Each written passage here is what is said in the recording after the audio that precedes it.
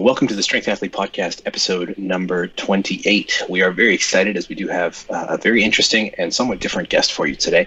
But before I get into that, I do want to take a moment to thank the sponsor for the Strength Athlete Podcast. That will be SBD USA. They do make it possible for us to host all of our episodes as well as pretty much keeping us on the air.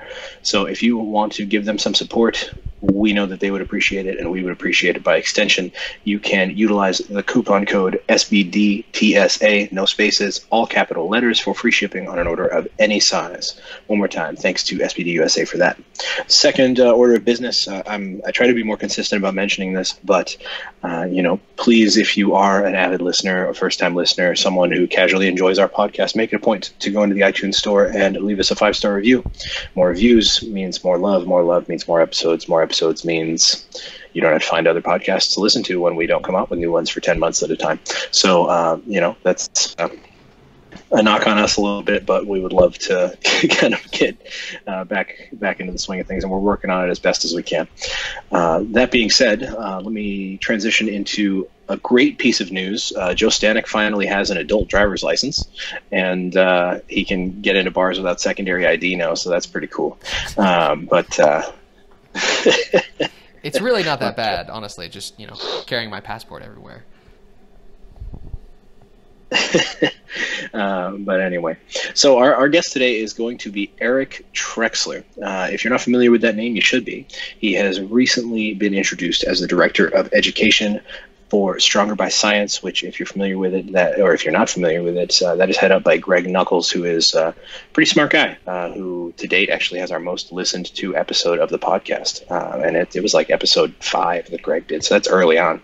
So, there might be a time component to that, but I want to lend some credence to the fact that Greg is a smart and interesting dude, and he is an avid beer drinker, so you got to love him for that.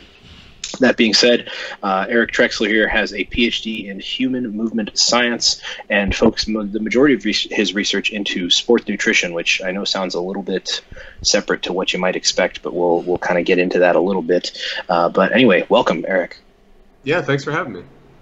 Yeah, we're excited. I know that Greg Nuckols reached out to Eric B. here and suggested that you come onto the show, and we know that you have a lot of interesting stuff to talk about.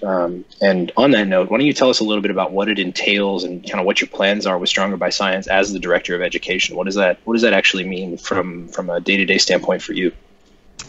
Yeah, so basically I was getting toward the end of my PhD, and Greg and I have been buddies for a while. We started talking about going into business together and what that would look like. So as Director of Education, there's a few things I want to do right off the bat. Obviously, content is a huge part of that, as you would imagine from the title. So I basically wake up and start writing, and I write until I'm tired, and then I go to bed, and then I wake up and do it again some days. So I would expect in the next few months there's going to be a lot of articles coming out, a lot more educational content freely available. And then there's going to be a bunch of miscellaneous projects that kind of pop up as we get there. Cool. That sounds pretty much like exactly what Director of Education would do. Right, yeah. We worked hard on the title, so. Had to think hard about that one. That's cool. And so with regards to your actual research when you were, where did you go to school, actually? My undergrad was at Ohio State, and then master's and PhD were at UNC Chapel Hill. Okay. Cool. And why don't you tell us a little bit about, specifically when it comes to sports nutrition, what your focus was while you were going to school? Yeah, 2 main focuses. The main one was dietary supplements. So during my time there, we did a whole bunch of studies on supplements. Really, if you've ingested it as a supplement, we've probably studied something very close to it: protein, carbohydrate, creatine, caffeine, beta-alanine, nitric oxide precursors, and a whole bunch of other stuff. The other focus I had was on physique athletes. It's hard to do research on physique athletes because there's not a lot of them, and it's not very fundable. So supplements were kind of my main thing, and then when I could get a project going on like bodybuilders or figure competitors, we would do that as well. And so when you say projects on bodybuilders and fit competitors, what might one of those projects have entailed? What were you looking to kind of get from that? Yeah, we published a couple case studies where we followed either a male or a female physique athlete, so, you know, bodybuilding, figure, men's physique, whatever, where we followed them through preparation and part of their recovery from preparation. And, you know, I would imagine you have a huge powerlifting audience, so at least you can relate to the fact that dieting really sucks. And what we are trying to do is be scientific about the fact that dieting sucks and actually measure the things that we anticipated would really suck. So, for instance, a male bodybuilder, we would look at tracking testosterone levels throughout prep, energy expenditure, and really just looking at the comprehensive process of what happens when somebody diets down to a lean body weight and how long it takes to get back to normal. Okay. And were any of the findings kind of contrary to, let's say, conventional wisdom? So one of the findings that I thought was, I think it kind of solidified what we expected, but we did a small study with about 15 competitors, male and female, and what we found is we looked right after the competition, basically immediately after, immediately before, but also 4 to 6 weeks after, and for a long time, bodybuilders thought, like, after you diet down, you're like really ready to grow when you get out of that weight loss phase. And what we found was that aside from some quick water weight, pretty much all the weight regained in the initial period is actually fat, which makes sense from an evolutionary perspective. From a selfish perspective, it's really annoying because nobody wants to hear that. And as your clients start to regain weight, realistically, you know that at least a substantial fraction of that's going to be fat. But it taught us a lot about how we have to manage that post-competition window, or if you're a powerlifter, your window after any kind of sustained cut that involves fat loss. Okay. Well, could you give us like let's say a 30-second summary of what that management looks like in kind of big concepts? Yeah, I would say it involves two things. Careful management of the training load so that hormones can start to come back to normal. Usually with weight loss, we see testosterone tank a little bit. We see cortisol go through the roof. So managing the training load intelligently, and then also managing the rate of weight gain intelligently. And what that means is we're going to regain, especially for like a physique athlete, unless you know, a powerlifter might hope to maintain their new weight, maybe. But especially for a physique athlete, we don't want you to stay at stage weight forever. Now the question is, how quickly do I put that weight back on? If you go too slow with that, you're just not going to recover. Your testosterone is going to stay low. Your hormones are going to be a mess. Your metabolic rate will stay low. You're not going to have a good time. You're going to feel pretty bad. If you go too fast, you're probably going to gain more fat than you needed to. So by taking a linear approach and kind of taking your time with it, you can start to push your body back into that recovery area in terms of caloric intake and rest, get your hormones and your metabolic rate back to normal without putting on a ton of fat right off the bat. Okay. We've all actually done bodybuilding preps in the past. Joe and I have competed, and Hani almost made it. Almost. All right. So I think we have a decent understanding of how that feels, but it's been cool to kind of see the scientific research side of it as far as what's actually going on during that process. Yeah, I mean, it's pretty wild. So, I mean, you guys have been there, but you do a bodybuilding prep, and you can feel when your testosterone's low. And there's so many aspects of it that a lot of people don't know from the outside looking in. Like, sleep becomes really hard to come by, you know, when you start getting really lean, and that's a pretty generalizable, pretty common observation. I cut my own hair, and during prep, I rarely have to cut it because, like, your hair and your fingernails don't grow as fast. Like, it gets weird, you know what I mean? And managing that and then managing the recovery is really a pretty involved process. So it's been cool as a competitor to be able to do more rigorous collection of, you know, it's one thing to talk to your buddies that compete and say, oh, okay, that's an experience that we share, but to actually get, you know, lab quality data on the process with many people has been a really cool thing. And I think it's going to help a lot of people plan their prep and their recovery better in the future. Are you familiar with the study that Greg posted about recently where the high level lifters pretty much all had chronically low testosterone levels? Yeah, I am familiar with that. Could you maybe expand on that a little bit? I haven't had a chance to look into it too much. Well, if I saw Greg posted on Facebook the other day, and the general consensus in the comment section is, what's going on? I don't know if I have a very firm answer. I think certainly one thing that could contribute, we know with people that are in that kind of overtrainy area, where you're really pushing the training volume and the training intensity, it's not uncommon to see an elevated cortisol to testosterone ratio, and over time to see testosterone drop off a little bit. Anthony Hackney is an incredible researcher at UNC who studies endurance athletes, but in the 80s, he kind of discovered the male equivalent to the female athlete triad. I think they called it like the male exercise hypogonadal condition, which is not a catchy name, but he admits that. But basically what they see in endurance athletes is the same thing. When you look at a bunch of high-level marathoners that are male, their testosterone tends to be quite low.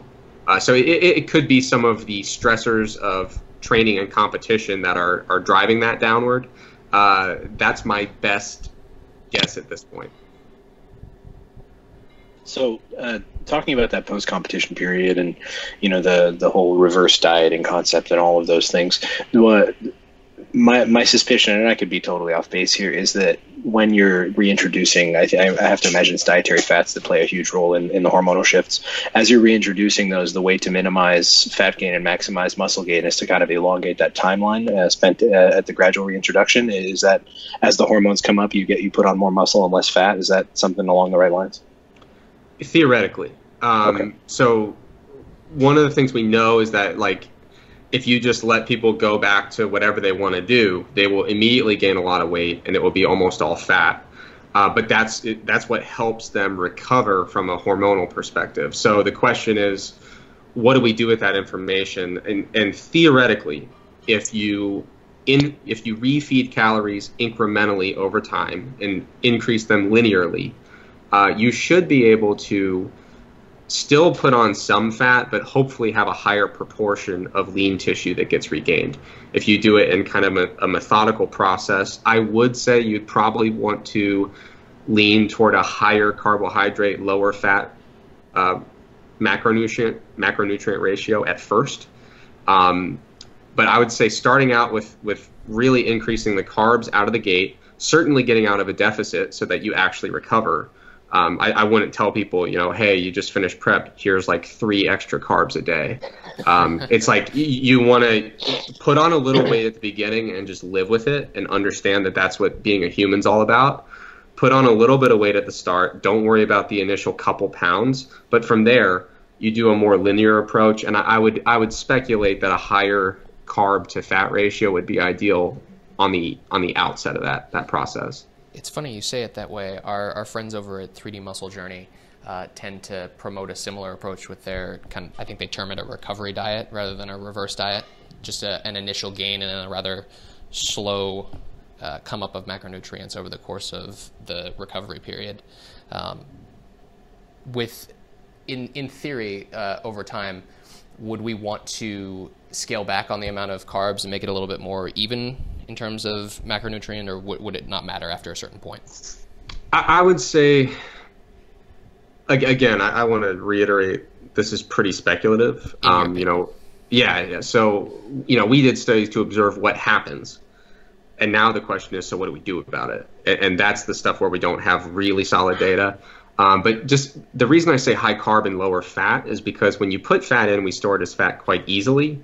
Whereas with like de novo lipogenesis is tremendously inefficient when we try to convert carbohydrate to fat. It can happen, but the body would much prefer to just store the fat that you put in it.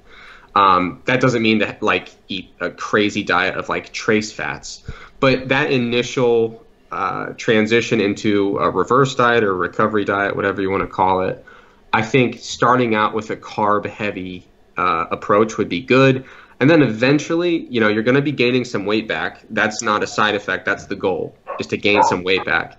And as you start getting closer to a normal body weight, that's where it's not quite as critical. to really worry about that fat to carb ratio, because you're just kind of settling in at a normal-ish body weight. Hopefully a higher proportion of that is lean mass rather than fat mass, but we expect fat mass will come. That's part of the deal. But once you get out of the woods, that initial maybe month or two, that's where you start bumping fats back up to a more moderate distribution of carbs and fats, I would say. That's fair. I'm gonna circle us back a little bit back on topic here. This is meant to be a supplementation podcast and not a reverse dieting podcast. But that is a fun topic, and we might have to come back to that because extended dietary periods become more and more common. It seems like the higher and higher levels you go to in powerlifting, which is counterintuitive because the conventional wisdom from powerlifting coaches is that you'll get stronger as you gain weight, and generally speaking, unless you stand to win, I guess dieting isn't necessarily something we promote. So on the flip side of that, it does make sense, right? The people who are winning are the ones who are dieting to the weight class where they maximize strength while minimizing body mass, and thus maximizing their Wilks or IPF points or whatever it might be. The whole IPF point scale is interesting to me. I don't really know what we're aiming for. Do you guys know, are we aiming for a lower or a higher number? I don't really understand it yet. It's still higher. We're not golfing. Right, yeah. Only in golf is a lower number better. But because they just rolled that out like a couple weeks ago, right? Yeah, just a couple weeks ago. They actually made it mandatory now for scoring for USAPL. They did. As of last week. Just this week. Man. Which is interesting because the scale doesn't work for a lot of the very lightweight sub-junior or youth classes. Yeah, not so much sub-junior, but youth. You can't use it for under 14. Yeah. So it's interesting, but we'll see. I'm curious if it will evolve over time, because I know that the IPF is a big and slow-moving, let's say a slow-turning ship. Slow-moving is the wrong term, but as is the case with an ocean liner, right? You can't turn around on a dime once it starts moving in a certain direction. Yeah, I have a strong opinion on that. So you guys know Greg. Yeah. And if you know Greg, that means that first of all, he has a huge interest in scaling strength to mass and body size. Right. He also speaks math better than he speaks English. I don't understand how the IPF didn't just hand him the keys and just say, Greg, figure out how to measure this stuff. He's written several articles about here's where the Wilks is biased, here's where it's not, here's how you could fix it. So I'll have to chat with him. I'll see him tonight. I'll get his feedback on the new scoring.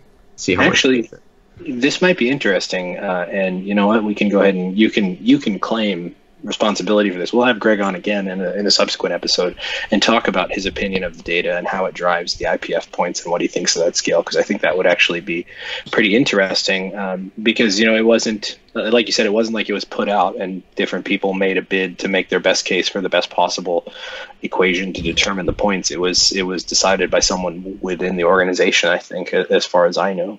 So and again, this is neither a criticism nor a praise of it. I really don't fully understand it yet. I just know that there is a scoring system, and this is how it works, and the ranges are different, and I do like that there is a different scale for comparing equipped and raw lifting now. The equipped points and raw points are different, and that's cool because of the fact that a 650 Wilks wasn't unheard of in equipped lifting, and as compared to a really tremendous Wilks and raw lifting, at least last year was 500. This year it'll be 525, and next year 550, and who knows, 650 Wilks might be the thing in raw lifting 5 or 8 years from now, because these lifters just keep coming out of the woodwork and getting stronger. But anyway, let's talk about supplements. Let's do it. We keep getting far off topic with these fun things, and there's so many things we could talk about here. Yeah. So and to quote your words here, supplements are common and easy to use, right? And there are very few that are effective, and most of them aren't. And I like that you said that with just certainty, right? Because that's everyone. Here's the issue, right? People get into powerlifting, bodybuilding, general fitness, and they go into their local Nutri shop, GNC, whatever. GNC is the worst. I'm going to use GNC as an example.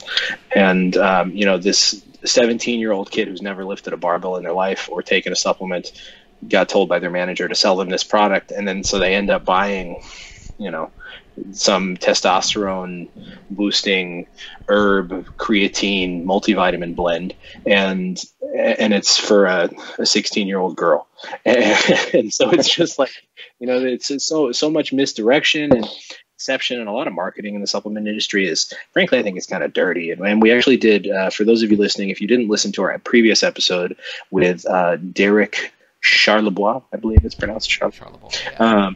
If you didn't listen to that episode, we talked a little bit about the possibility and some of the causes and some of the considerations with regards to tainted supplements. So, that's not what this episode is about, so we don't need to get too much on that. But you should check that one out, talking about different types of certifications and things like that if you are interested in quality control when it comes to supplementation. So talking about, the basics of supplements, the things that I find myself usually recommending, and guys, you can chime in on this as well, would be, your creatine, your multivitamin for people who don't eat a diverse diet, fish oil for most people who don't eat a lot of fish, which I think is most people, and or at least on the Western diet, right? And vitamin D3, and those are like the things that I generally recommend that people supplement. Would you guys resonate with that? I would say so, yeah. Maybe citrulline malate, but that's usually only during like volume phases, that kind of stuff. Yeah, I was thinking maybe we could kind of put together an idea of like the top 3 budget-friendly ingredients that might be useful for like pre-workout or something like that, if somebody wanted to create their own, because I know that was popular before, as far as like putting together caffeine and citrulline malate and stuff like that. So maybe you could say like your top 3 supplements that have some evidence behind them that are maybe worth buying into. Yeah, so my kind of list of things I recommend is quite similar. So, multivitamin, fish oil, vitamin D, those are things that I kind of recommend as just a general health thing, and assuming that the diet isn't taking care of them, or assuming you're like me and you just like don't see the sun ever. That's where like vitamin D would be good. So I'm part of that. Those I consider more like a health thing than a performance thing. Certainly performance will be bad if you're like tremendously deficient in vitamin D or any critical vitamin. When it comes to performance, 3 things that have always interested me as a researcher and as an athlete, because I do compete in bodybuilding, and I did one powerlifting meet before all the strong people got into powerlifting, and at the time I was pretty okay locally, and now I'm a joke, but the sport just passed me by. So I really like, creatine is the one that everybody goes for. With creatine, anytime a new supplement comes out, they say, is this the next creatine? And the answer is always no, because so far creatine kind of stands alone as the strength and power performance supplement. I've also done some work with caffeine and nitric oxide precursors that have always intrigued me, because if you look at a typical pre-workout blend, it's going to have kind of some basic components. It's almost always going to have caffeine, creatine, some kind of nitric oxide booster, and then usually beta-alanine in there. So when I started grad school and I knew I wanted to study supplements, those were the ones that were kind of on the top of my list. Okay, so let's start with creatine, right? This is like you said it yourself. I mean, it's effectively the king of supplements. It's got probably the most favorable research behind it. It's got probably the most anecdotal research behind it, and funny enough, lots of mixed feelings from the bodybuilding community because the whole concept of water retention is so misunderstood. So overall, what would you say in general with regards to creatine, and then we can get into some more specifics. Yeah, so with creatine, when we do exercise, we need to create ATP. In like 8th grade biology, they probably told you ATP is like the currency, the energy currency of the body. So we need to create ATP, and we can do that with a few different pathways or energy systems. So, we could do the whole oxidative phosphorylation thing, but it takes forever. That's great for resting. It's great for really low intensity stuff. Anaerobic glycolysis is pretty good for high intensity stuff, anything in the like 30, 60 second range. But the phosphagen energy system that involves creatine is what gives us ATP extremely rapidly. So, if you do all out exercise for about 10, 12, 15 seconds, you're pretty much relying mostly on the phosphagen energy system. And the whole premise of creatine is that we supplement with creatine. I always recommend creatine monohydrate as the form of choice. We supplement with that over time, and we basically completely fill up our muscular storage of creatine. We want to completely top it off. And if we go over, we don't care. We'll just eliminate it. But after a while, our muscles saturate with creatine.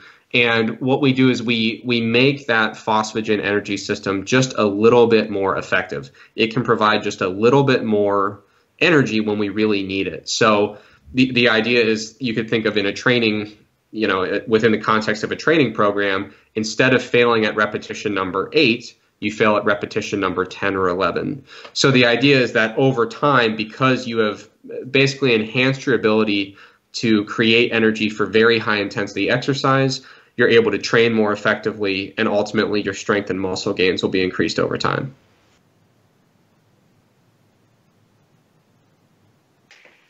Okay. That's pretty straightforward. And I remember reading a little bit about a concept called satellite cell activation with relation to creatine and kind of potentiation for long-term muscular growth. Did you look into that at all?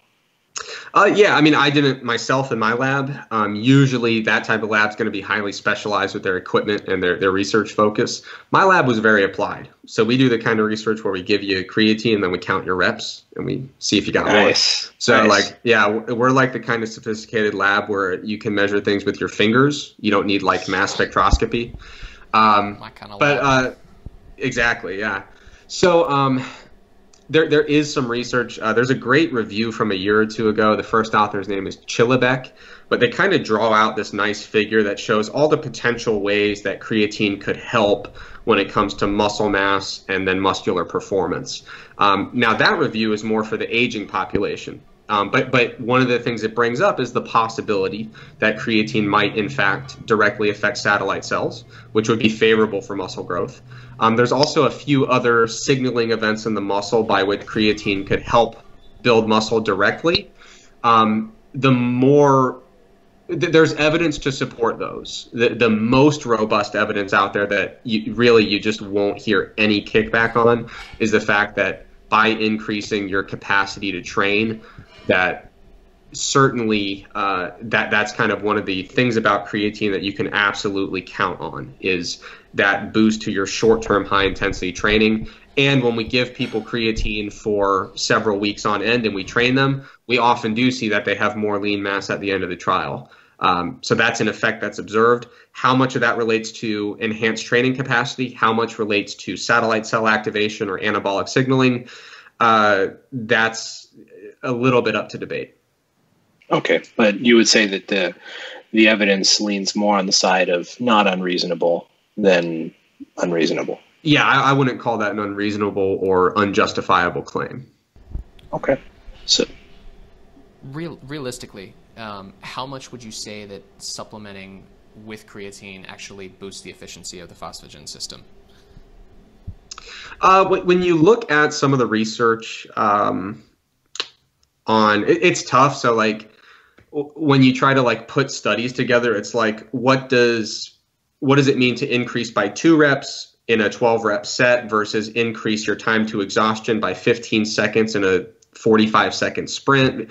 There's all these different metrics, but usually like a very broad way to put it, up to like a 10% improvement in high intensity strength and power stuff. That's at a maximum, and obviously highly dependent on what exact activity you're doing. And that sounds like a ton, but a 10% improvement is you got 11 reps instead of 10.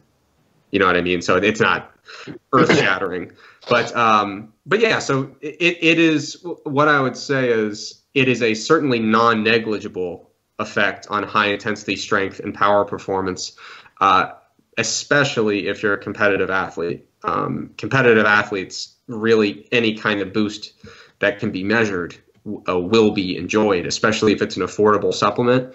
And so creatine is one of those supplements that across the board, when you look at the magnitude of the effect and when you look at the financial cost and just the burden of taking it regularly, it really checks out as a go-to supplement.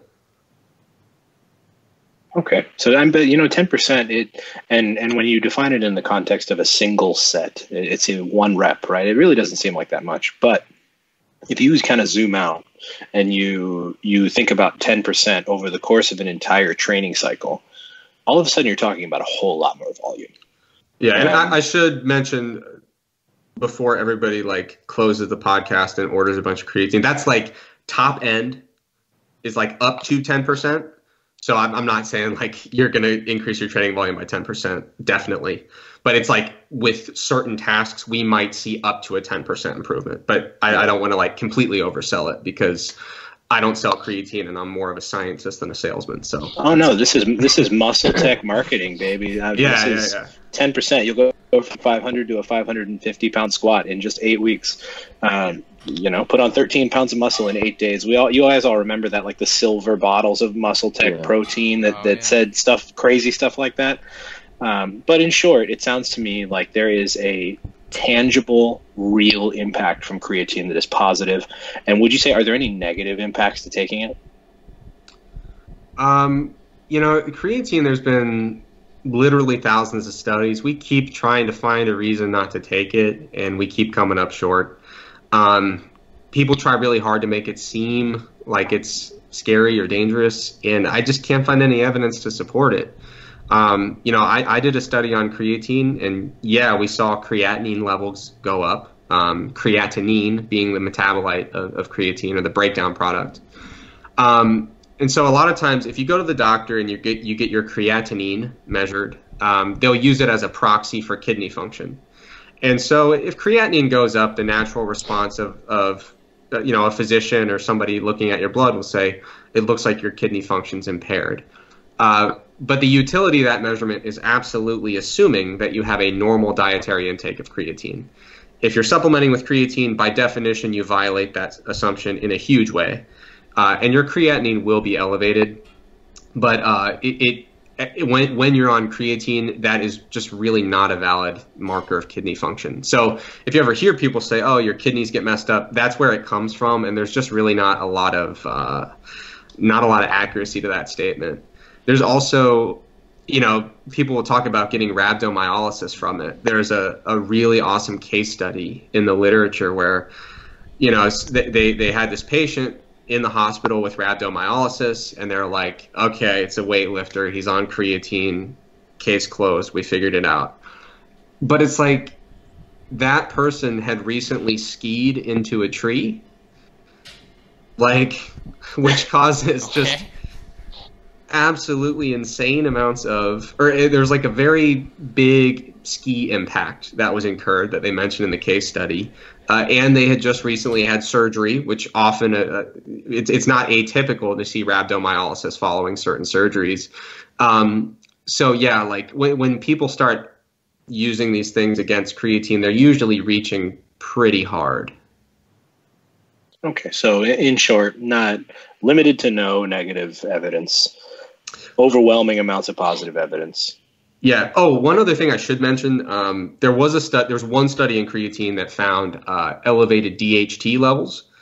So DHT is related to testosterone. It's a kind of a derivative compound that our body makes naturally, and it's highly related to male pattern hair loss. So if you're genetically predisposed to male pattern hair loss, DHT is something that you keep an eye on because it will accelerate how quickly you lose your hair. Or it's at least known to play an important role in that. So unfortunately, there's like thousands of studies on creatine. Only one bothered to measure DHT, and in that study, there was a significant increase in DHT. Now, that does not necessarily mean that it will accelerate hair loss, because as with anything, you'd have to say, well, is that magnitude of increase big enough to really have a tangible effect on the rate of hair loss? And is that blood level really relevant to what we would find near the hair follicle, or would really tangibly affect that level as well? So when you hear people talk about creatine and hair loss, it's tricky because there's no study actually looking at hair loss as an outcome, or looking at like hair follicle or like scalp DHT levels. We just have one study showing it increased in the blood.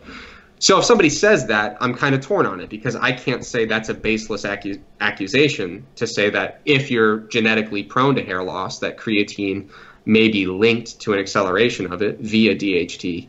But to say that the case is closed on that with a single study showing it and no one actually looking at that outcome, it's kind of in the middle there, where I could see where you're coming from with it, but we just don't have sufficient evidence to rule on that one way or the other.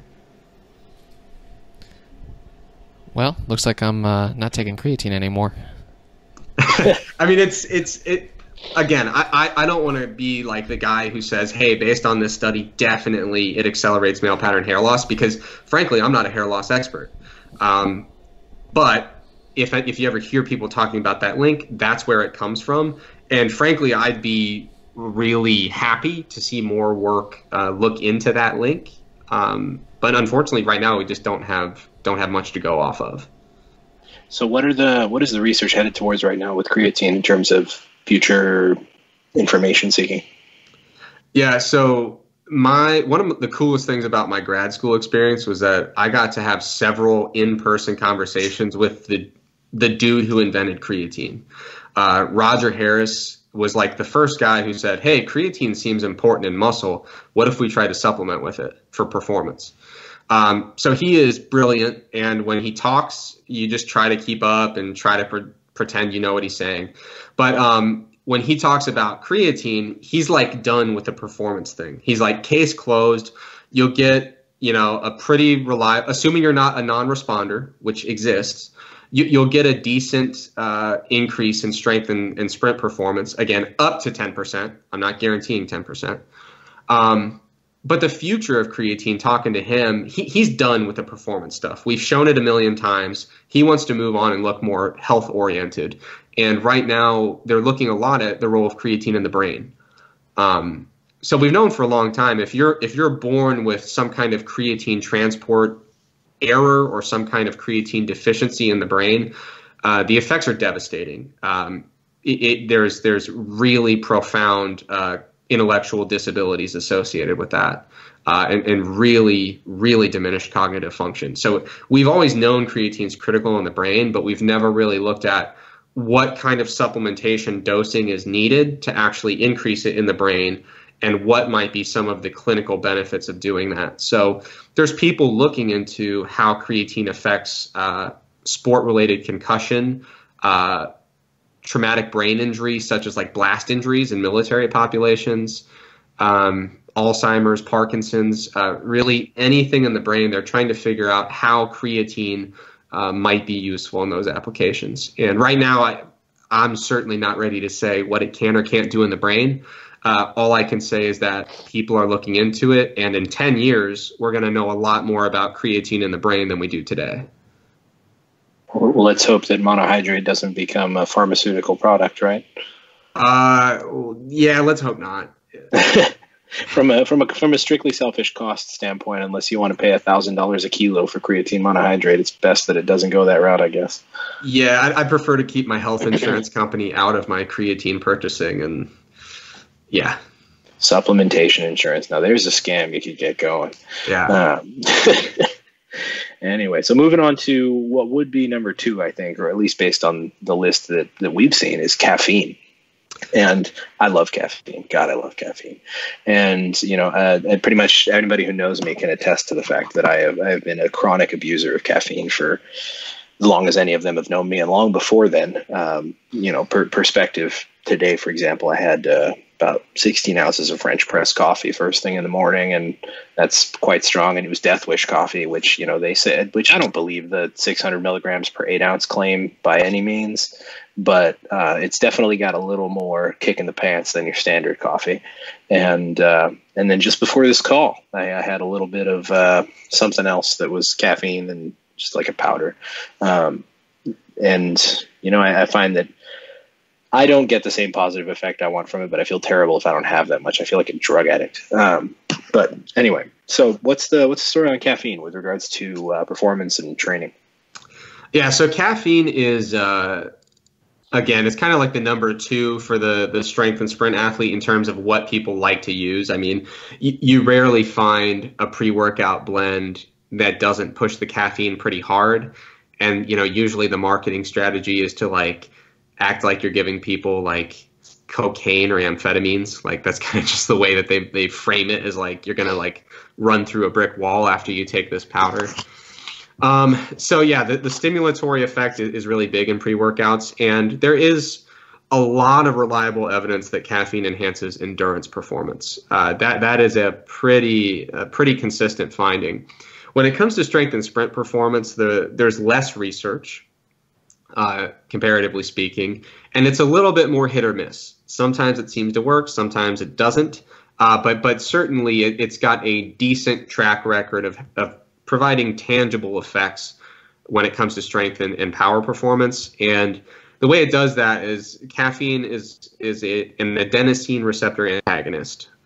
So as it antagonizes that receptor, it causes central and peripheral effects in the body. And the real things the real kind of effects that we see that relate to strength and power type training are increased force output of the muscle, and it seems to blunt the perception of exertion and pain to some extent. So, where you would reach repetition number 12 and start rethinking whether or not lifting's for you because it burns so much and it hurts so bad, you might be able to blunt that effect a little bit and push through for a little bit more of a training stimulus. Okay, and what kind of changes did you see when it came to sprinters, for example? Was that just more like offsetting how long it was before they started to slow down, or? There are, in sprint stuff, there's the both sides of the coin that we typically look for sprint outcomes. So one way to look at it is time to exhaustion. So if we ask you to basically go at this workload until you can't sustain it any longer, like, run on this treadmill till it throws you off the back, basically. Time to exhaustion does seem to be increased by caffeine during sprinting. Also time trial performance. So throwing them on a bike and saying, we need this amount of work or this amount of mileage covered, do it as quick as you can. We see both of those things. There are two different ways to look at sprint performance, but both seem to be favorably affected by caffeine. Okay. And so basically inhibition I guess it inhibits the perception of pain, at least if I'm understanding you correctly, right? So yeah, the two, I mean, when you look at the mechanisms of caffeine, it does a lot of things in the body, which is frustrating. Trying to kind of sift through them. I mean, it affects catecholamine release. It affects fat-free acid mobilization. It affects the way we break down glycogen and how much of it we break down. There's a lot of effects, but when it comes to strength and sprint performance specifically, it's increased force output of the muscle, and it's dulling that perception of pain and effort. Okay. How different would that inhibition of pain be compared to something like alcohol? I know you don't get the same stimulant effect, obviously, but I know some people are into, like the whiskey and deadlift type of thing, or having a drink or two before training. I'm not promoting that, obviously, but I think there's certainly an inhibition to pain part with that too. That's honestly news to me. I was not aware people are taking a drink or two before training. Mai Tais and max deadlifts, baby. It's a thing. My girlfriend is kind of famous on the internet for it, actually. Really? Oh yeah. Look it up. You'll see her face.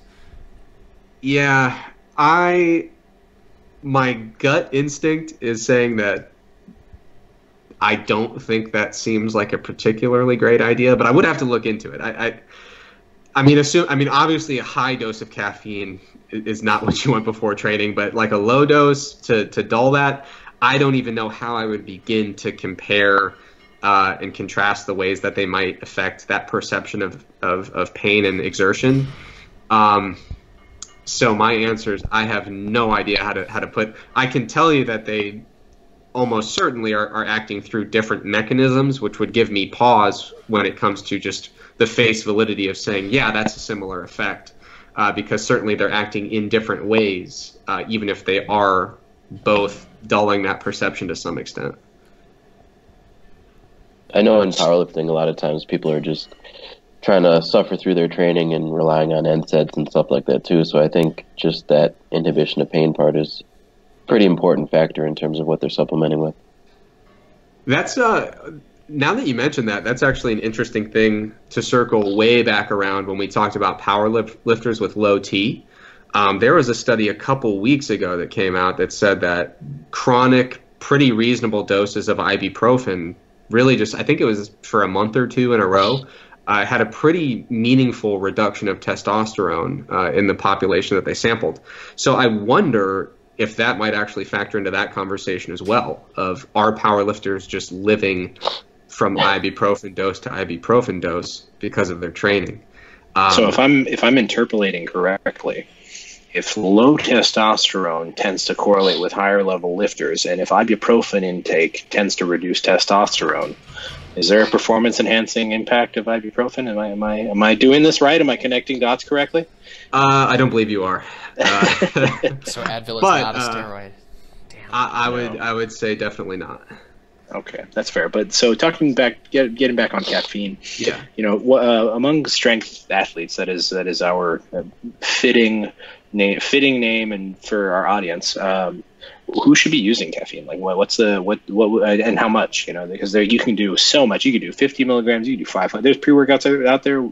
Oh my God, there are pre-workouts out there with 600 milligrams of caffeine per serving, and likewise, there are pre-workouts out there with 0 milligrams of caffeine per serving. So where do you want to fall on that spectrum? I guess in accordance with body weight, and who should be taking it? Yeah, so the way you would look at that is usually ergogenic doses are between 3 and 6 milligrams per kilogram of body mass. So you can plug your weight into that equation and kind of back calculate. It usually tends to be a pretty high caffeine dose. The idea that like 100 milligrams is like definitely enough, that's not the kind of dose we study in the lab. It's usually closer to like a 300 milligram dose for the typical male. So yeah, usually 3 to 6 milligrams per kilogram. If you go higher than that, you run the risk of being so jittery and uncomfortable that you just have a terrible time training, and performance I think there's actually studies where performance is inhibited if you push the caffeine way too high, up in the like 9 or 10 gram per kilogram range for that pre-exercise dose. So 3 to 6 milligrams per kilogram, you're going to take it 30 to 60 minutes before exercise, and that puts you right in the sweet spot to get all the performance-related benefits that we've seen in the literature. Now, those benefits are not as big as you would expect with creatine, but they're not negligible. But the thing that's tricky about caffeine is the genetic component. So for a long time, we thought caffeine was bad for you for like long-term cardiovascular outcomes. And then there was a couple studies that said, actually, our data say not really. The further we get into that discussion, it looks like it depends on basically the genes you inherited. There's a key gene that is mostly responsible for caffeine metabolism. It's the CYP1A2 gene that codes for the protein of the same name, or the enzyme of the same name. And so basically what happens is there's 2 different copies of this gene, one for a fast metabolizer, one for a slow metabolizer, and you can have one of each as well and be what we call a heterozygote, which usually takes the form that's more close to a fast metabolizer. So without getting too far into the details, basically, based on how well you picked your parents, you're either going to be a fast metabolizer, in the middle, or slow. The thing that is tricky about caffeine is if you're a slow metabolizer, they found that actually does seem to have a long-term, I'm trying to be eloquent, but a bad effect when it comes to cardiovascular outcomes. So if you're a slow metabolizer and you consume a whole bunch of caffeine your whole life, that is associated with less favorable cardiovascular health outcomes later in life. If you're a fast metabolizer, you're good to go in that regard. What we're seeing is that performance is also affected by your genetic makeup when it comes to caffeine metabolism. If you're a slow metabolizer, caffeine does not seem to help your performance much at all, and could even hurt it just a little bit. Now, this kind of research is very new, so I introduce it with a kind of a asterisk of it being a bit speculative. But it looks like all around being a slow caffeine metabolizer kind of sucks. Being a heterozygote's fine. Being a fast metabolizer is fine. So what you would hope for if you want to get an ergogenic effect from caffeine is that your genetics are favorable for it and you happen to be a fast metabolizer. I can't off the top of my head remember what proportion of the population is fast versus heterozygous versus slow, but there's substantial portions of the population that assume each phenotype. And what that means is if you take caffeine before your workouts in the recommended dose with the recommended timing, and you notice over time you hate the way that feels and you don't seem to be getting a performance boost, it's not in your head. It's just like creatine in the sense that there are real non-responders, and if you're one of them, you probably don't want to take it. And when you say, talking about rate of metabolizing, metabolic rate when it comes to processing caffeine, is that literally related to how fast your body goes through it? Well, so it's related to how fast the caffeine essentially peaks in your system and then clears your system. So we're basically looking at like the absorption and elimination pharmacokinetics of the caffeine in your body. Right. That is separate from, a lot of people, there's a very notable increase in metabolic rate when we consume caffeine acutely. It's thermogenic. You drink caffeine, your metabolic rate is elevated for a little bit. That is a separate issue. So we're talking about metabolism of the caffeine as a compound in your body. We're not talking about metabolic rate in general. Right. Don't misunderstand my use of the wrong words. My English fails me sometimes. I was just talking about metabolization. But yeah. Okay. So as a litmus test, someone who, for example, would drink a cup of coffee at 2 p.m. and can't sleep until 2 a.m. That's an example of someone who would probably have negative impacts from long-term abuse of caffeine intake, cardiovascular impacts. Right now, that's the understanding of the literature. And if you are looking for so you can get your genes tested for this quite easily, depending on how comfortable you feel submitting DNA samples to a private company. Nope. So for me, and I've talked to Greg about this, this is the stuff we talk about when we hang out. Neither of us are going to bother to get our genes tested for that, because no matter what they tell me, I am going to consume caffeine. It's non-negotiable. I don't care if it kills me. I don't care if it hurts my performance. This is who I am now. You know what I mean? But if you're into it, you can get your actual genes tested to see which form of that gene you carry. Another way to look at it, again, if you notice that you have really perturbed sleep long after a caffeine dose is taken in, that might be an indicator. Another thing, for people that are slow metabolizers, I believe it's more common for them to have some of the unfavorable side effects more subjectively from caffeine. So if you're someone who ingests caffeine and notice that it tends to be bad for your anxiety, or it tends to make you extremely jittery, those could be pieces of information that help you decide either maybe you're a slow metabolizer or maybe you just really hate how caffeine feels. And in either case, you might shy away from taking it. Okay. I mean, I'm always looking for practical ways that you can make decisions on next level things, because I know I myself, for example, I am not at all interested in the concept of sending my DNA off to some bank that can do whatever they want with it, including but not limited to submitting it to a criminal investigation that I might accidentally someday be a part of. And I'm not giving away my DNA freely, especially labeled. You know what I mean? Yeah. And to translate the dosing, by the way, for all of our U.S. listeners, that 3 to 6 milligrams per kilogram translates to roughly 1.3 to 2.6 milligrams, because you're always going to get caffeine measured in milligrams. So this sounds like an odd correlation, but 1.3 to 2.6 milligrams per pound of body weight. That will give you that same rough translation. And it's actually 1.36 to 1.72 or to 2.72, but let's disregard the third digit there. And without getting too far ahead of ourselves here, what about creatine dosing? Is there I feel like we skipped over that, and that might be something worthwhile. Yeah, good point. So creatine, back in the day, everybody loaded it. I think that's less common nowadays. If you want to load creatine, you would take up around 20-ish grams per day. You can try to get really specific. There's literature scaling it to grams per kilogram, but realistically, it's really cheap. And whatever you don't use, you just excrete. No harm done. So usually it's about 20 grams a day split into 4 doses. So you take a 5-gram dose 4 times a day. You do that for 5 to 7 days, and you are loaded on creatine. And basically what that allows you to do is fully saturate your muscles within that 5 to 7 day period. Beyond that, you just take a normal kind of maintenance dose, which would be anywhere from 3 to 5 grams, depending on your body size. Now, if you don't want to load, one of the downsides to loading is sometimes it upsets people's stomach, and it's a generally inefficient way to use your creatine. You're going to be excreting much of it.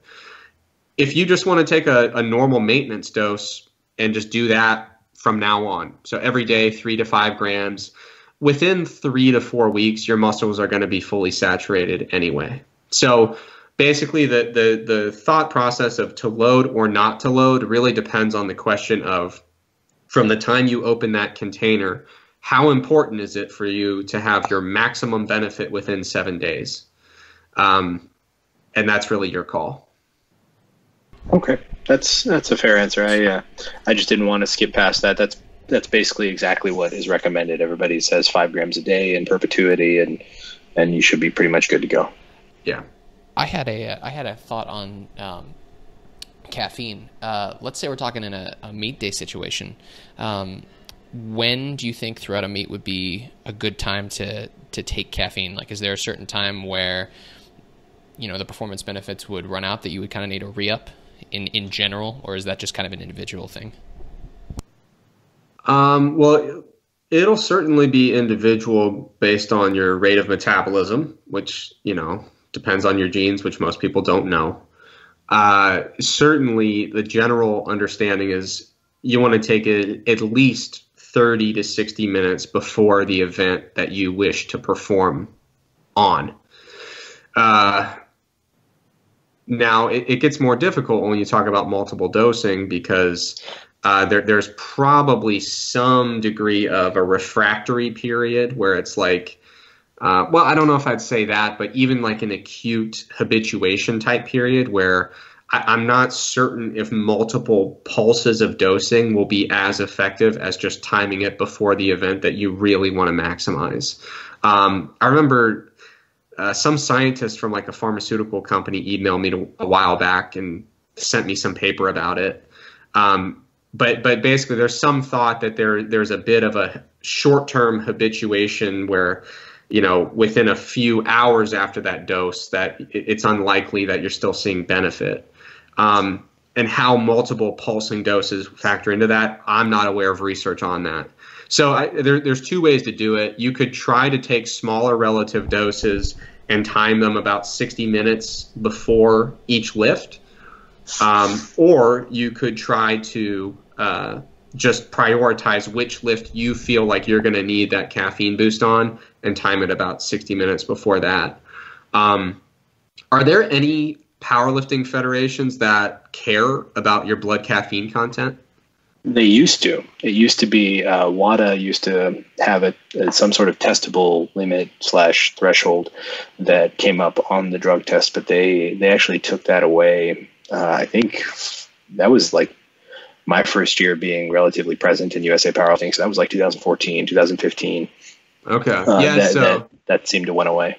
Yeah, I did my only USAPL meet back in like 2012, and at that time it was actually a thing, I think. And so yeah. I remember because I used to just live on coffee, and I remember actually thinking twice of like, maybe I should do a little math and make sure I don't eat or drink a ridiculous amount of caffeine that day that might make my urine sample bad.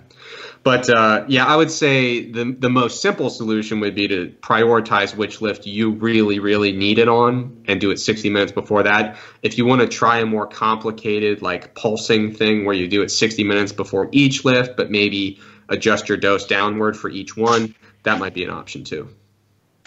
Okay. Eric, were you going to say something? You look like you were. Yeah, I mean, I think from a practical sense, what most people do if they're gonna use multiple doses of caffeine is take a full serving prior to warming up for squats, and then you usually don't need it for bench because bench isn't the most exciting lift and it doesn't require a ton of energy. And then usually when you're warming up for deadlifts, if you feel like you need it again, that's when you would take it. Yeah, I'd say that sounds like a pretty reasonable way to approach it. And I think that gives you enough time between doses as well. That would make sense for like, okay, it's time for another dose. Right. Makes sense to me. So I think we've exhausted caffeine at this point in terms of covering the relevant details. But well, I guess similar to what I asked about creatine. Where do you see the kind of the research heading on that in the future? Well, yeah, I already hinted at it. We need to figure out exactly how these different genotypes affect a variety of different things. So cardiovascular outcomes, performance, and as we know, performance is not one thing. It's endurance, it's sprint, it's strength. So we need to continue to figure out how to make sense of this. And man, I was furious. I was writing a textbook chapter about caffeine with some co-authors, and they said, you talk about metabolism. And this was a few years ago. And I wrote this huge, like pretty speculative section about like, we got like a little bit of information about these genotypes, and frankly, we're not sure what they mean yet, but here's some information. And within like a year or two after that, there's this first wave of papers that are really looking into it. I'm not claiming any credit for that, by the way. It was just a coincidence. Like there was, you could clearly tell looking at the literature, someone must be looking into this right now. And it wasn't until after I wrote the stupid thing that all of a sudden there's all this information that you could actually use and comb through. But that stuff still needs to come out. I mean, like I said, with creatine, in 10 years, we're going to know a lot more about how our genes affect our caffeine responses than we know right now. That's pretty fair.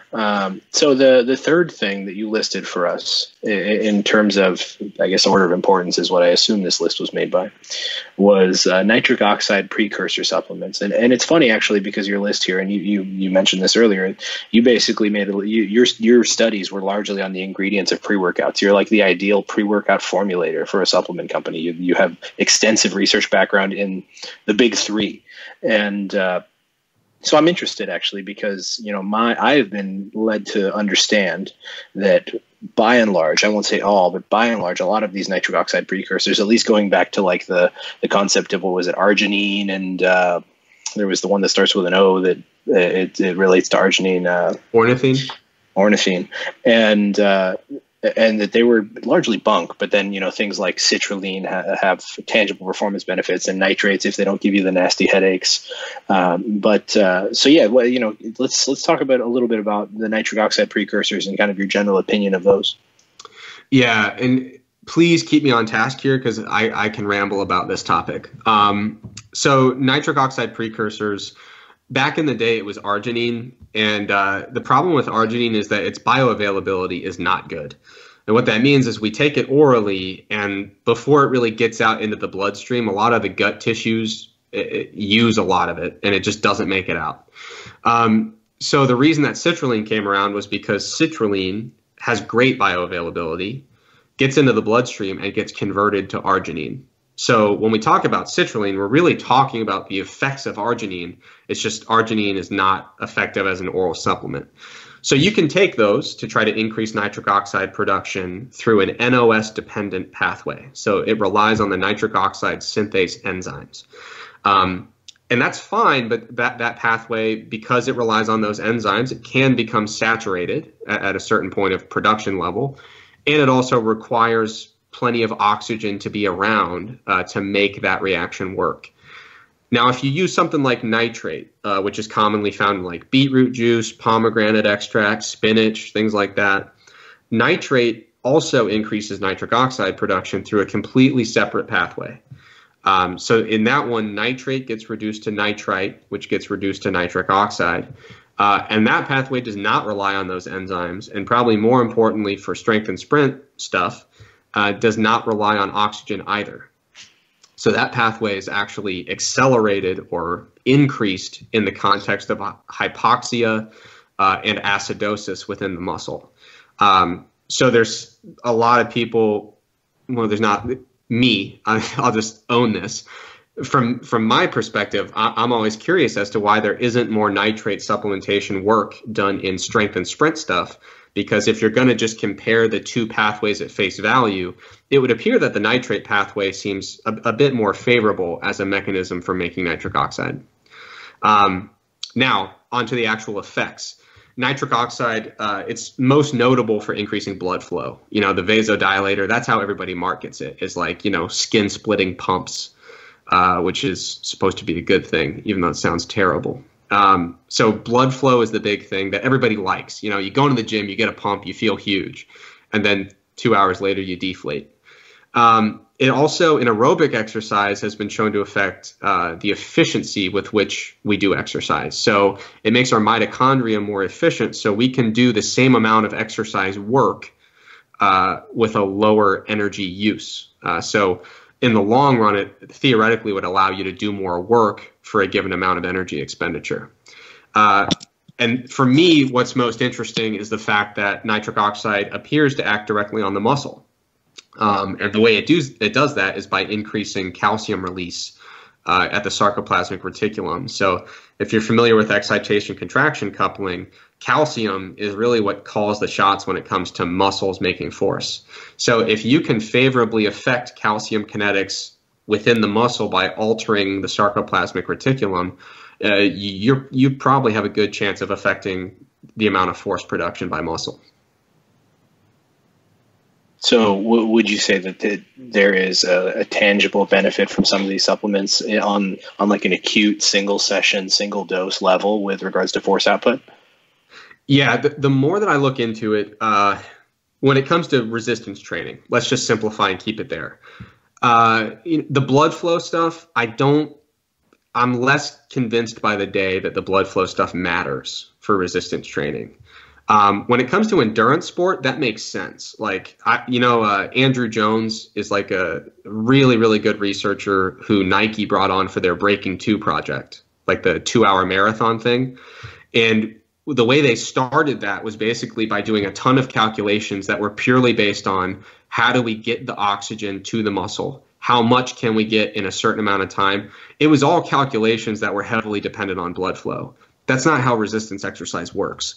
When it comes to the effects of nitric oxide precursors on muscle force or resistance training, I think there's two main mechanisms that are proposed in the literature that make sense.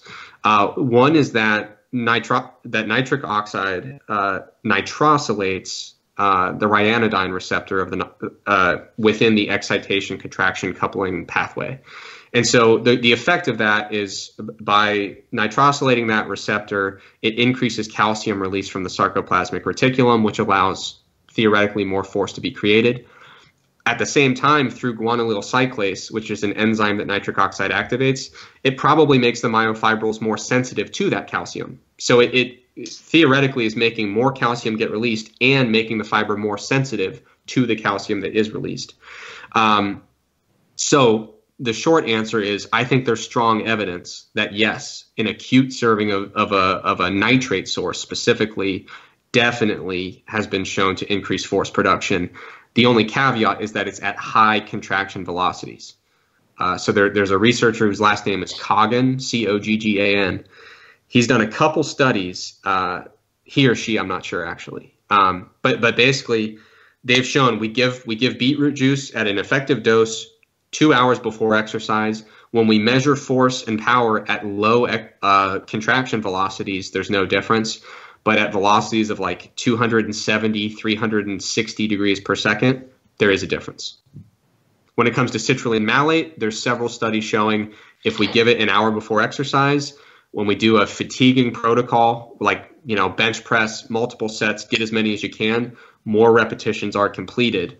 And I think one of the things that's a factor there is that in free weight exercises, the contraction velocity is free to vary. So it's possible that the nitric oxide effect on muscle is really affecting the explosive power more so than just the maximum force at a slow velocity. Okay, and a lot of what we're looking for, and a lot of what you see when you get into higher level lifters, is that it's a lot less explosive power, right? Things seem to slow down as technique gets refined and people get better at their lifts. You look at some of the best lifters in the world, and their lifts are consistently slow from quite heavy upward. Mm-hmm. So I think it's possible that because of the velocities we see with like a high effort powerlifting type action, maybe they're not that helpful. But another thing that could be considered is, what if with nitric oxide, it's a little quicker than it would have been without? So basically what I'm saying is, if we allow if we allow that velocity to vary, is it possible that with nitric oxide, by affecting those characteristics of contractile function, maybe you get a higher propulsive force generated at the beginning of the repetition?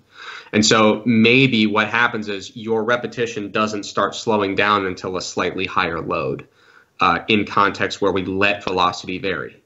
So when I talk about slow versus fast velocity actions, and whether or not the nitric oxide has been shown to work, that's when we actually control the velocity. And using dynamometry, we insist this action will be done at a fixed velocity. So it's possible that, when we talk about power, it's not just the mass being moved, but also how rapidly it's accelerated. What we might be looking at is the fact that nitric oxide helps with more the acceleration process than the total mass that can be lifted when we look at the two in a vacuum. So I think there's a reason that nitric oxide I consider to be speculatively helpful to some extent when it comes to resistance training. But again, I think it comes down to the velocity is important. Whether or not the velocity is free to vary or constrained at a slow velocity seems to be a pretty important thing.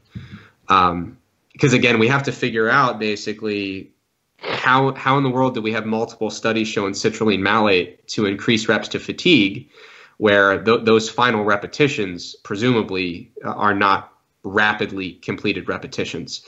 And so I think what's happening is that we're allowing the muscle to basically generate force more rapidly and create a greater propulsive force.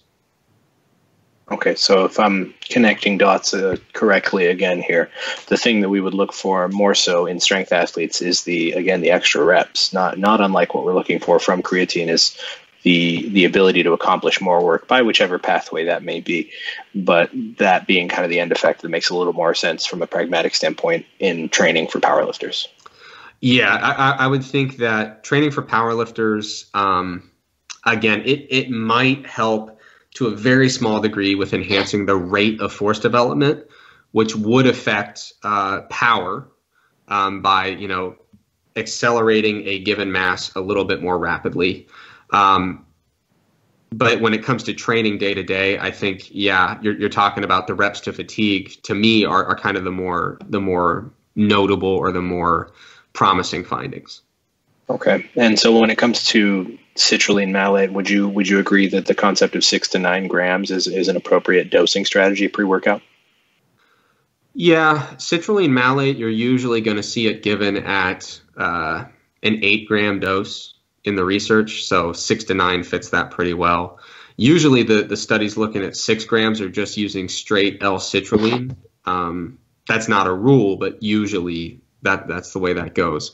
So I think 8 grams is probably the safest dose I mean safe in a figurative sense in terms of what's been studied most and shown to have some favorable outcomes. Now, not every study with citrulline shows a benefit. There's been quite a few in the last year or two that have actually shown no significant benefit. But overall, I think you can summarize the literature by saying, yes, an 8-gram dose of citrulline malate with a 2-to-1 ratio of citrulline to malate is probably the best bet for getting a small but not negligible benefit when it comes to reps to fatigue. Okay. That's another thing to keep in mind is, unfortunately, you've had somebody on about supplement regulation. There was a study recently that showed the 2-to-1 ratio of citrulline malate is more of a suggestion than what's actually in there. They kind of hovered between 1.1 and 1.9 to 1 rather than 2 to 1. So as a researcher when it comes to citrulline malate, it's hard to interpret those findings because I'm not certain exactly how much citrulline was actually in an 8-gram dose of citrulline malate, which is frustrating.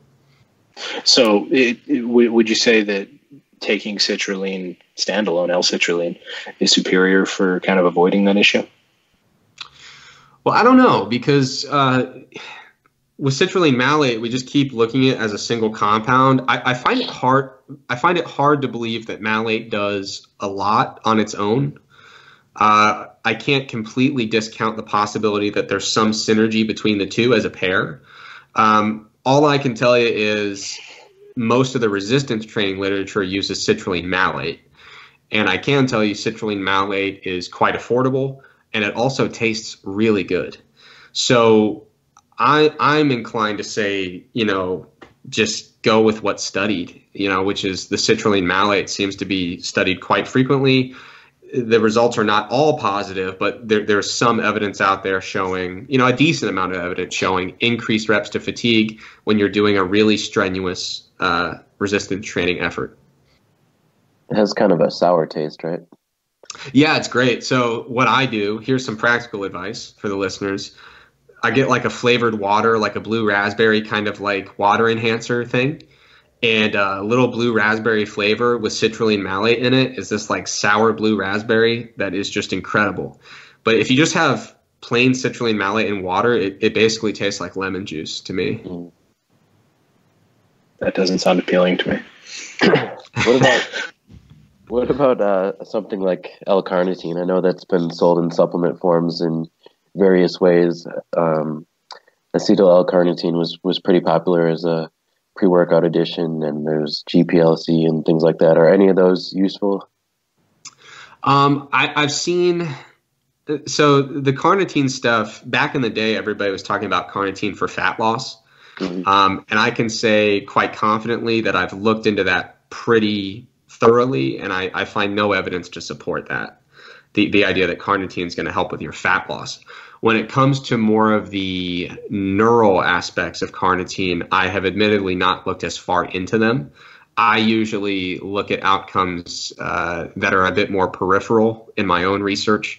So I'm certainly not, I believe there's some decent evidence that, acetyl L-carnitine and some related compounds do have some beneficial effects when it comes to neural and cognitive outcomes. So specifically looking at things within the brain.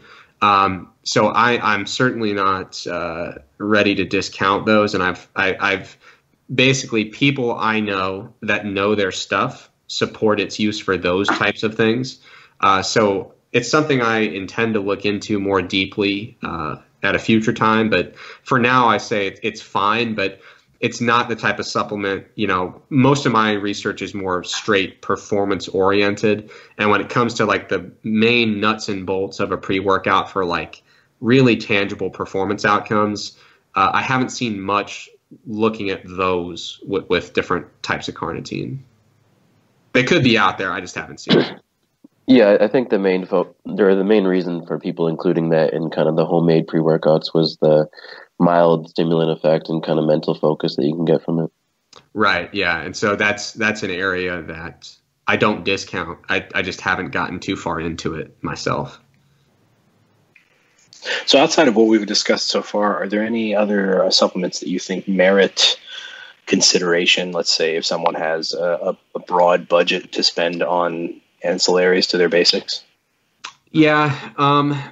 So protein is like always on everybody's list. And it's on mine, but I don't consider it a supplement really. The distinction between a whey protein supplement and food for me is so minor.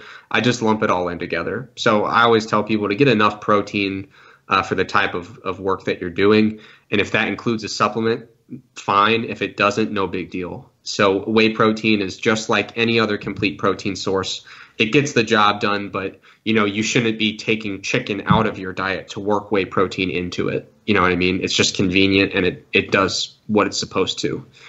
Beta-alanine is kind of a fringe supplement for me.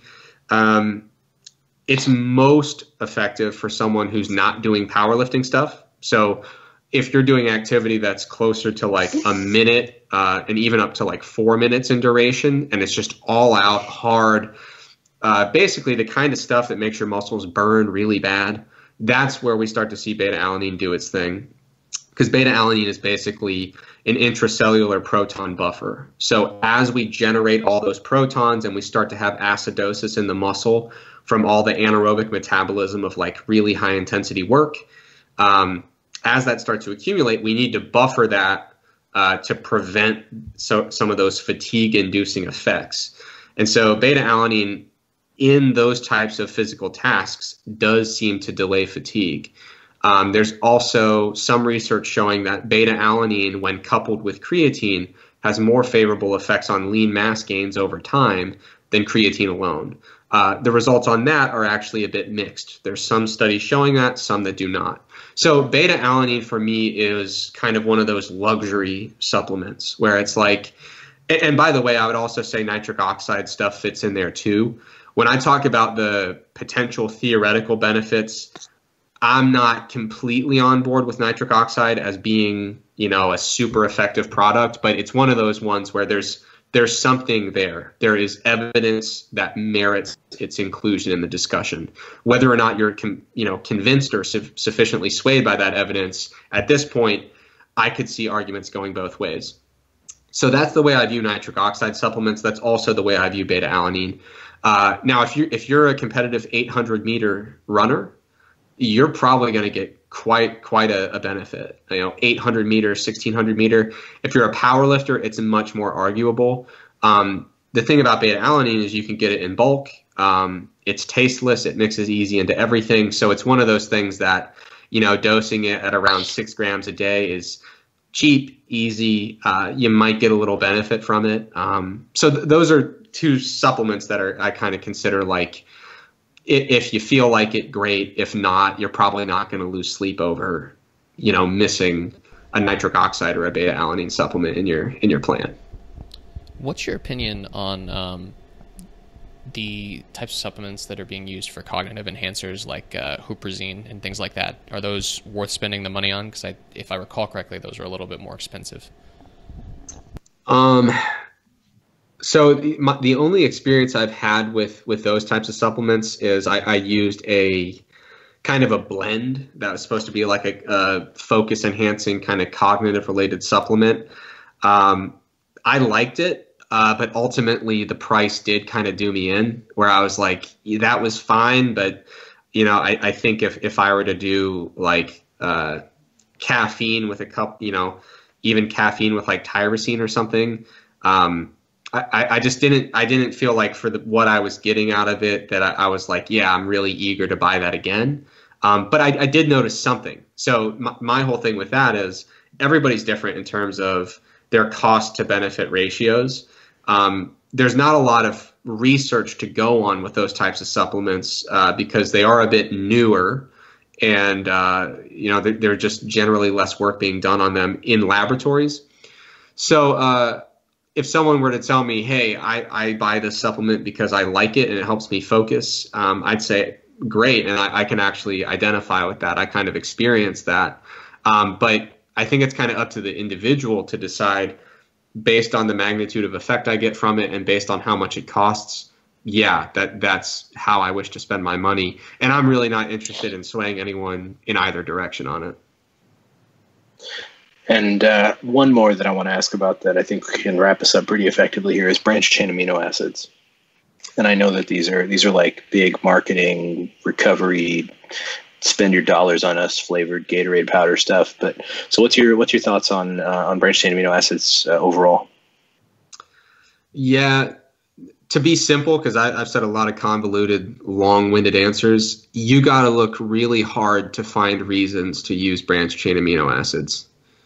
You know what I mean? So there you could make an argument like, oh, in this very specific scenario, it makes sense, but you have to work pretty hard to get there. That's pretty much what I've expected, and the advice that I've been giving people for a long time is that, it's like extreme cases of severe calorie deficit and protein deficiency and ultra long training sessions where you might start to see some fringe benefit from utilizing that most expensive supplement on your shelf. Right. And they like when I was in college, I like mixed my own pre-workout, which was the worst pre-workout of all time. It was before I was actually interested in science. I just thought pre-workouts were cool.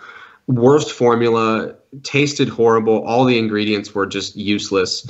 But I put branch chains in there as well, and the brand that I got just did not mix well either. So yeah, so it's like trashy, clumpy mess.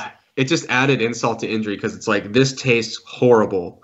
You're getting, in hindsight, no benefit from it, and you're like chewing down this top layer of like chalky film. It was. I used to play a joke on my roommate. He was into lifting too, and this is, I shouldn't admit to this. This is bad, but I'd be like, hey Nick, I really did it. I finally figured out the formula. I worked on the taste problem. I got it all sorted out. You got to come try it. And I had not made any progress on the taste problem. And every time he would like come in and be like, okay, let's see what you did. And he would be so upset. But he would always fall for it. But yeah, it was absolutely terrible. And the branched chain amino acids added to the terribleness of the mixture. Oh man, I remember that actually, because we all went through a make your own pre-workout period. I think if you were any part of the bodybuilding.com community back in the day, it was always like, oh man, it's way cheaper to buy your own standalone ingredients and do this. And you'd end up drinking this clear, unflavored, disgusting snow globe looking water mix. Ugh. And it was always so awful. I would always mix mine with Mountain Dew. That's not a terrible idea. I found that when I mix powders into bubbly drinks, they tend to fizz up pretty substantially. Usually. Yeah. Yeah. And also, this was back when I still thought arginine was a good thing to do. And like arginine and branched chain amino acids together are like the worst tasting thing. Like I've stomached some pretty terrible supplements, but that was really in a league of its own. Terrible. All right, cool. So with that being said, did you guys have anything else you wanted to ask about supplement-wise? That's it. I'm good. Sweet. I think we can wrap it up here. Eric, it has been a pleasure having you on. We will definitely be bringing Greg back on to discuss IPF points if we can get him to do it. And yeah, I think that's all I have for now. Thank you for joining us. Awesome. Thanks for having me on. Certainly some good take-home information here for the people. If people want to get a hold of you to ask about education or supplements or anything like that, do you prefer email or a website, or what would work best? Yeah, so I'm on Facebook and Twitter as Eric Trexler. I'm on Instagram as Trexler Fitness, and strongerbyscience.com. I'm easy to get at on there as well. That's how you find us. Sweet. Thank you very much. Thanks to everyone listening to the podcast. And that's all for now. We'll talk to you guys soon.